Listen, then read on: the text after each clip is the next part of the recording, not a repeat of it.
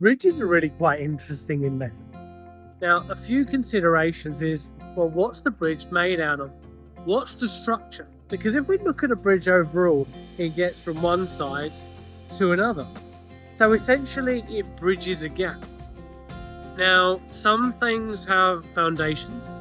They're a transition from one place to another.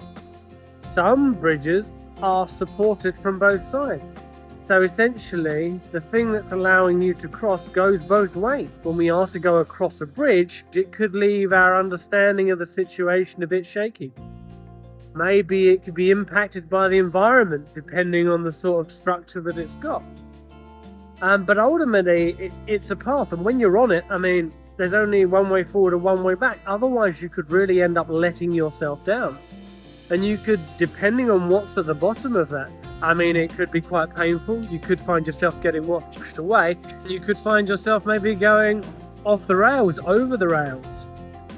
But if anything, bridges are designed to get you over something. Now, if you think in metaphor what could be there, it could be water, like we have here. So it could get you over something fluid, maybe something that's got a certain current to it, maybe something that could wash you away. If the bridge helps you get over a canyon, maybe, it essentially gets you over a hole. It moves you over a gap, quite a broad gap, something that you couldn't leap. As opposed to having a leap of faith, it can take you directly from point A to point B without you having to go the long way around. So some people might say it was a shortcut. Now, if we think about the support of a bridge, normally bridges aren't natural, they're man-made. So the support that you'll get is actually manufactured.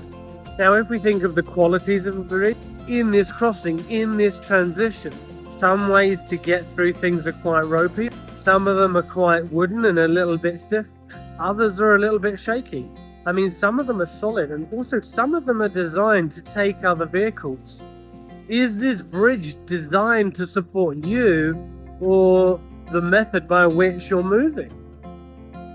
The other thing to consider with a bridge is your outlook. As much as when you're on a bridge, essentially there's one way forward or one way back, very similar to a tunnel, but a tunnel constricts your outlook, so you can't see the environment outside of yourself. Whereas when you're on a bridge, you actually have a broader outlook. You can see more, but you're confined to the path you're on. Otherwise, you might find yourself getting let down. So when you get to a bridge, you can decide if you cross this bridge when you come to it. Always like, subscribe if you're interested in more idioms and content, and I look forward to seeing you next time.